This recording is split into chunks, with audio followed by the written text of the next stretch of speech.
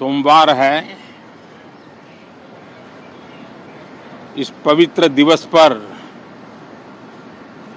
एक महत्वपूर्ण सत्र का प्रारंभ हो रहा है और सावन के इस पहले सोमवार को मैं देशवासियों को बहुत बहुत शुभकामनाएं देता हूं। आज संसद का मानसून सत्र का भी आरंभ हो रहा है। देश बहुत बारीकी से देख रहा है कि संसद का यह सत्र सकारात्मक हो, सृजनात्मक हो और देशवासियों के सपनों को सिद्ध करने के लिए एक मजबूत नींव रखने वाला हो। साथियों, भारत के लोकतंत्र की जो गौरव यात्रा है उसमें ये एक महत्वपूर्ण पड़ाव के रूप में मैं देख रहा हूं। व्यक्तिगत रूप से मुझे भी, हमारे सभी साथियों को भी ये अत्यंत गर्व का विषय है कि करीब 60 साल के बाद कोई सरकार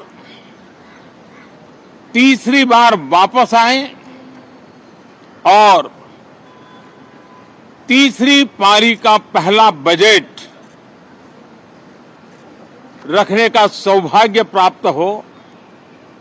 ये भारत के लोकतंत्र की गौरव यात्रा की अत्यंत गरिमापूर्ण घटना के रूप में देश इसे देख रहा है। ये बजट सत्र है। मैं देशवासियों को जो गारंटी देता रहा हूं, क्रमशः रूप से उन गारंटियों को जमीन पर उतारना, इस लक्ष्य को लेकर के हम आगे बढ़ रहे हैं। ये बजट अमृतकाल का एक महत्वपूर्ण बजट है। हमें 5 साल का जो अवसर मिला है, आज का बजट हमारे उन 5 साल के कार्य की दिशा भी तय करेगा और ये बजट 2047 जब आजादी के 100 साल होंगे तब विकसित भारत का जो हमारा सपना है, उस सपने को पूरा करने की मजबूत नींव वाला बजट लेकर के हम कल देश के सामने आएंगे। हर देशवासी के लिए एक गर्व की बात है कि भारत बड़ी इकोनॉमी वाले देशों में सबसे तेज गति से आगे बढ़ने वाला देश है। गत 3 वर्षों में लगातार 8% ग्रोथ के साथ, 8% ग्रोथ के साथ हम आगे बढ़ रहे हैं, हम ग्रो कर रहे हैं। आज भारत में पॉजिटिव आउटलुक, इन्वेस्टमेंट और परफॉर्मेंस एक प्रकार से अपॉर्चुनिटीज की पीक पर है। ये अपने आप में भारत की विकास यात्रा का एक अहम पड़ाव है। साथियों, मैं देश के सभी सांसदों से, किसी भी दल के क्यों न हो, मैं आज आग्रहपूर्वक कहना चाहता हूं कि हम गत जनवरी से लेकर के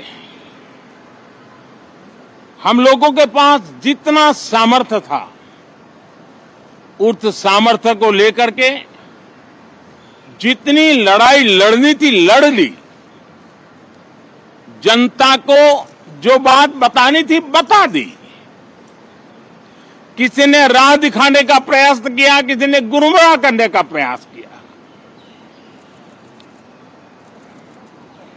लेकिन अब वो दौर समाप्त हुआ। देशवासियों ने अपना निर्णय दे दिया। अब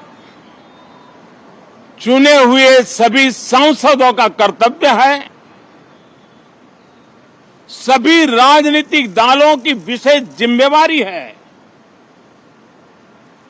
कि हमने दल के लिए जितनी लड़ाई लड़नी थी लड़ ली।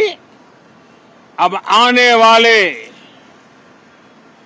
5 वर्ष के लिए हमें देश के लिए लड़ना है, देश के लिए जूझना है, एक और नेक बनकर के जूझना है।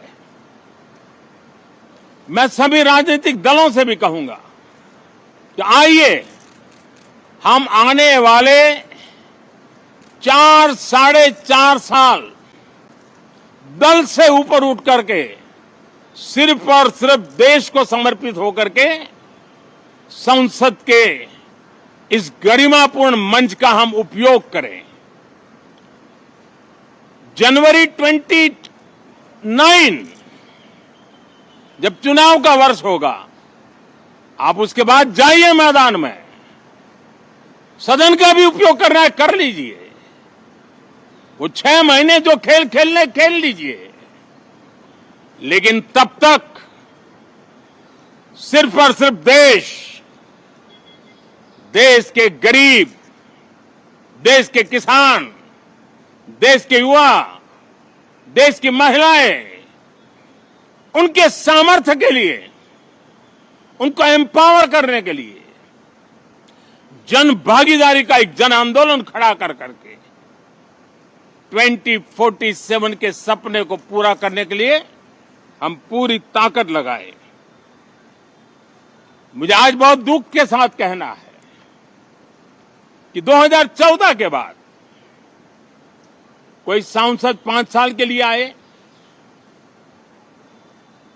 कुछ सांसदों को 10 साल के लिए मौका मिला, लेकिन बहुत से सांसद ऐसे थे जिनको अपने क्षेत्र की बात करने का अवसर नहीं मिला, अपने विचारों से संसद को समृद्ध करने का अवसर नहीं मिला, क्योंकि कुछ दलों की नकारात्मक राजनीति ने देश के संसद के महत्वपूर्ण समय को एक प्रकार से अपनी राजनीतिक विफलताओं को ढांकने के लिए दुरुपयोग किया है। मैं सभी दलों से आग्रहपूर्वक कहता हूं कि कम से कम जो पहली बार सदन में आए हैं, ऐसे बहुत बड़ी संख्या में हमारे माननीय सांसद हैं और सभी दल में हैं, उनको अवसर दीजिए, चर्चा में उनके विचारों को प्रकट करने का मौका दीजिए, ज्यादा से ज्यादा लोगों को आगे आने का अवसर दीजिए। और आपने देखा होगा कि पार्लियामेंट के नए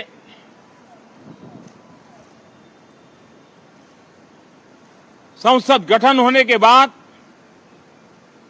जो पहला सत्र था,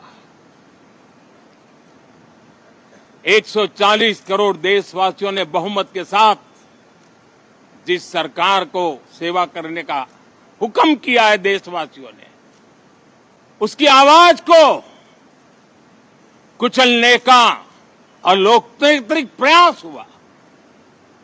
2.5 घंटे तक देश के प्रधानमंत्री का गला घोंटने का, उनकी आवाज को रोकने का, उनकी आवाज को दबाने का लोकतांत्रिक परंपराओं में कोई स्थान नहीं हो सकता है। और इसका कोई पश्चाताप तक नहीं है, दिल में दर्द तक नहीं है। मैं आज आग्रहपूर्वक कहना चाहता हूं, देशवासियों ने हमें यहां देश के लिए भेजा है, दल के लिए नहीं भेजा है। ये सदन दल के लिए नहीं, ये सदन देश के लिए है। ये सदन सांसदों तक की सीमा तक नहीं है, 140 करोड़ देशवासियों की एक विराट सीमा करके ये लिए है। मैं विश्वास करता हूं कि हमारे सभी माननीय सांसद पूरी तैयारी के साथ चर्चा को समृद्ध करेंगे। कितने ही विरुद्ध विचार होंगे, विरुद्ध विचार बुरे नहीं होते हैं, नकारात्मक विचार बुरे होते हैं। जहां सोचने की सीमाएं समाप्त हो जाती है, देश को नकारात्मकता की जरूरत नहीं है। देश को